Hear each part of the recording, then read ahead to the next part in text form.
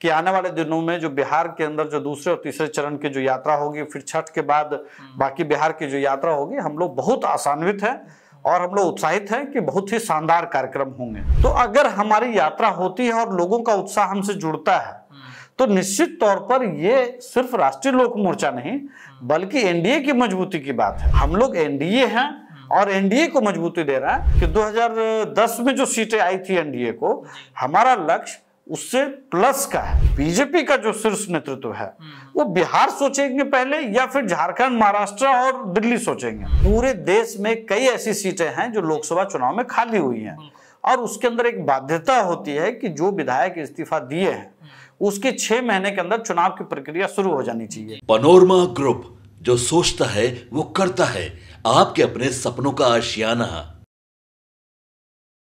नमस्कार, भारत लाइव देख रहे हैं आप। हॉट टॉक है और हॉट टॉक करने के लिए एक बार फिर हमारे स्टूडियो में मौजूद है उपेंद्र कुशवाहा की पार्टी के मुख्य प्रवक्ता राहुल जी मौजूद है। देखिए, बिहार में राजनीतिक रूप से अगर देखा जाए तो काफ़ी गतिविधियां तेज हो गई हैं। जनता दल यूनाइटेड हो या फिर उपेंद्र कुशवाहा की पार्टी ही अगर देखा जाए तो ये यात्राएं चल रही हैं इनके पार्टी के अंदर। उपेंद्र कुशवाहा खुद यात्रा पर निकले हैं, मोर्चा संभाले हुए हैं। 2025 का चुनाव है और चुनाव से पहले हर दल अपनी ताकत दिखाता है।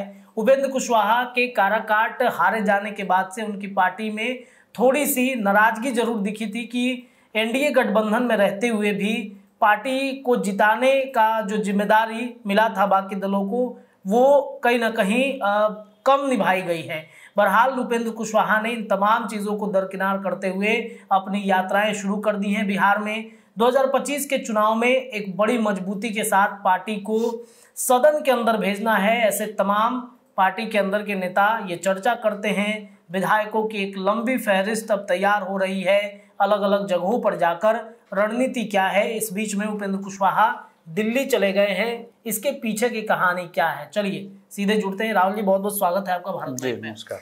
अब पहले चरण की यात्रा आपके पार्टी के जो राष्ट्रीय अध्यक्ष है उनके तरफ से समाप्त कर ली गई है। दूसरे चरण में कहाँ कहाँ आप लोग जा रहे हैं? सबसे पहले तो ये सवाल है। देखिए, दूसरे चरण में शिवहर, मुजफ्फरपुर, सीतामढ़ी, मधुबनी, दरभंगा, उसके बाद फिर हम लोग जो है जहानाबाद के बाद हम लोग कैमूर, बक्सर, उन जिलों में जाएंगे।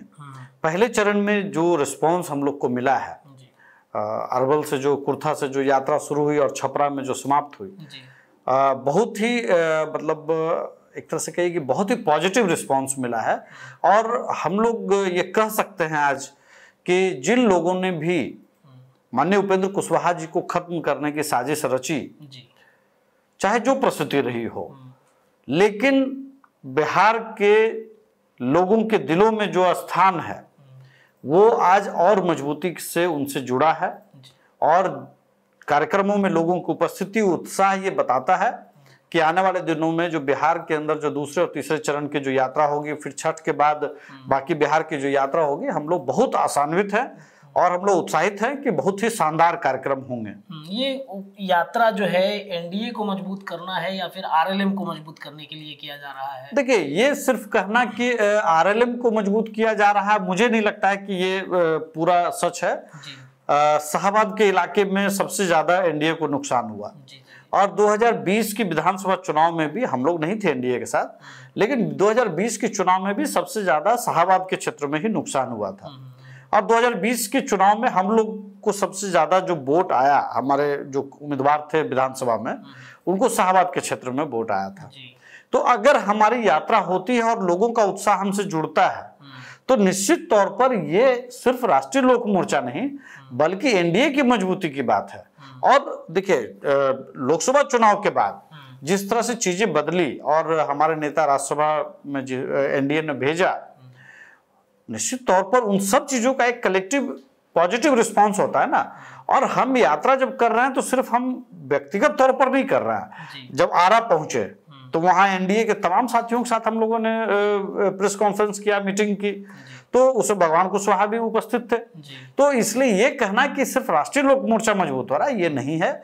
हम लोग एनडीए हैं और एनडीए को मजबूती दे रहा है। और कल मुख्यमंत्री जी ने अपनी पार्टी की जो कार्यकारिणी की जो बैठक थी कल कर्पूरी भवन जो उनकी पार्टी ऑफिस में है, उसमें उन्होंने जो कहा कि 2025 में 220 प्लस सीट हम लोग लाएंगे।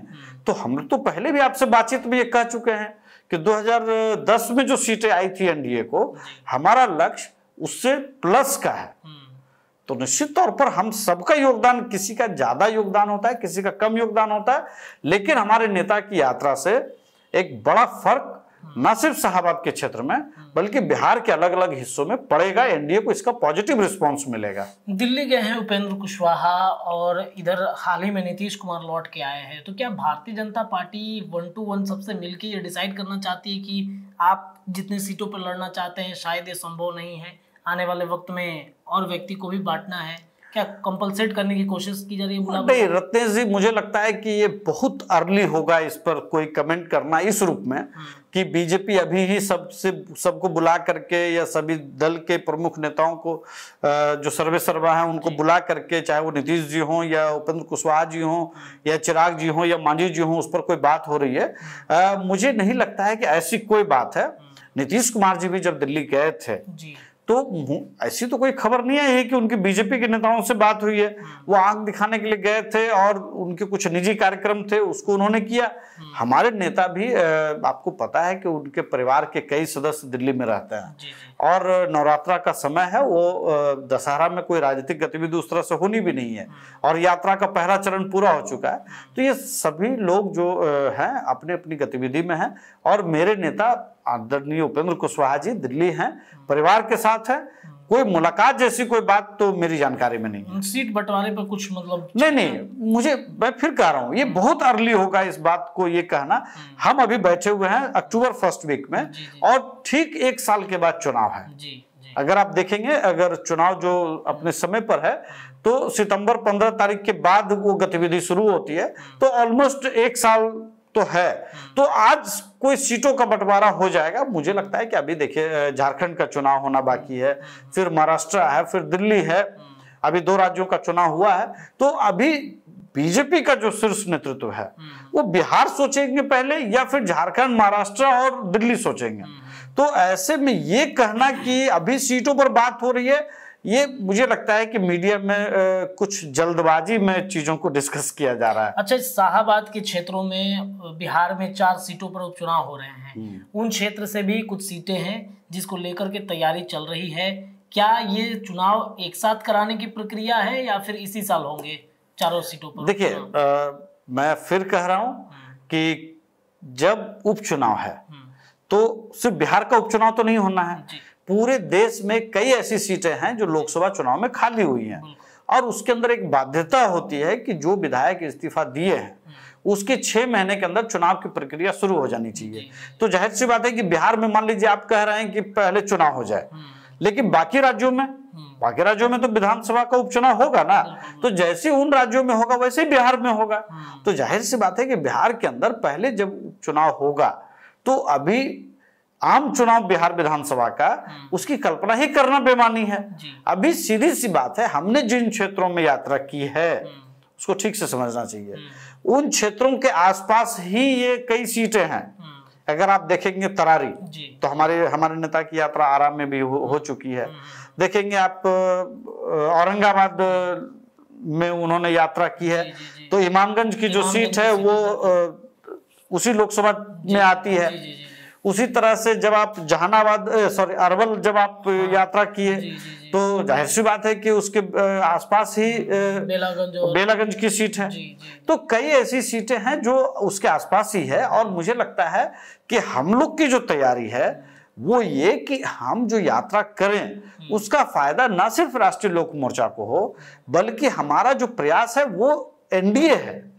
हम एनडीए का जो लक्ष्य है 225 या 220 या 2010 की तुलना में बेहतर, वो हमारा लक्ष्य है। हम 1 सीट 2 सीट 4 सीट पर नहीं बात कर रहे हैं। तो आपकी जिम्मेदारी अहम होगी इस, चूंकि शाहबाद की ही सीटें लगभग सभी सीटें, उसमें बहुत स्पष्ट है कि आप बिहार की 243 किसी सीट पर आप उपचुनाव हो उसमें हमारी जो भूमिका हो उसको हम सुनिश्चित करेंगे, क्योंकि आप लोग की यात्रा भी उधर से ही शुरू हुई है। नहीं देखिए, एक तो ये होता है कि कुर्था में एक शहादत शहीद जगदेव जी की जयंती, वहां पर प्रतिमा है उनकी, तो बिहार के अंदर जो उनका योगदान है सोशल जस्टिस को लेकर के, सामाजिक उत्थान में, पिछड़ों को आगे बढ़ाने में, तो निश्चित तौर पर हमारे नेता सामाजिक न्याय को लेकर के बेहद सजग रहने वाले व्यक्ति हैं।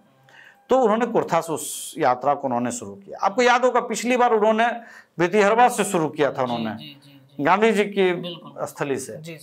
तो हमारी कोशिश ये थी कि हम एक यात्रा जब शुरू करें तो उसमें एक प्रतीक जो हमारे राज्य के हैं उसके महत्व को भी हम उनको समर्पित करते हुए वो यात्रा हम शुरू करें।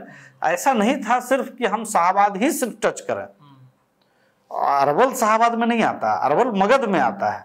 तो हमारी कोशिश थी कि हम मगध को भी छुए, हम शाहबाद को भी छुए, और हम इधर छपरा जब हम गए तो सारण के क्षेत्र को भी छुआ हमने। और अगली बार जब यात्रा होगी तो उसमें हम शिवहर भी जा रहे हैं, तो हम मुजफ्फरपुर भी जा रहे हैं। तो आप कहेंगे कुछ इलाका मिथिलांचल का है तो कुछ इलाका चंपारण से सटा हुआ है।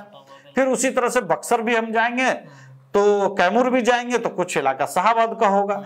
हमारी कोशिश है कि हम जिन क्षेत्रों में जाएं वो बिहार है, 243 सीट का वो एक हिस्सा है, वहां हम पार्टी को भी मजबूत करें, कार्यकर्ताओं को भी सजग करें और एनडीए को भी मजबूत करें। तो दर्शकों, आपने सुना उपेंद्र कुशवाहा जी के दिल्ली जाने की वजह क्या है, और साथ ही साथ बिहार में जो राजनीतिक गतिविधियां चल रही है उस पर हमने चर्चा की है राहुल सर से। और तमाम चर्चाएं भारत लाइव पर ऐसे ही हम लगातार आपको बताते रहेंगे। फिलहाल के लिए इतना ही। देखते रहिए भारत लाइव। धन्यवाद। पनोरमा ग्रुप, जो सोचता है वो करता है। अगर ये वीडियो पसंद आई और वह बिहार के राजनीति और बिहारियत से सरोकार रखेनी तो सब्सक्राइब बटन दबा के चैनल के सब्सक्राइब कर ली। ओजे एगो घंटी बा, ओकरा बटन दबा देला से कुल सटीक और मारक खबर रुआ मुफ्त में मिल जाई। अगर रुआ पत्रकारिता के हमनी के नया प्रयोग में सहयोग कर चाहतानी तो ज्वाइन बटन दबा दी। पेटीएम नंबर नोट कर ली 9386816700। धन्यवाद।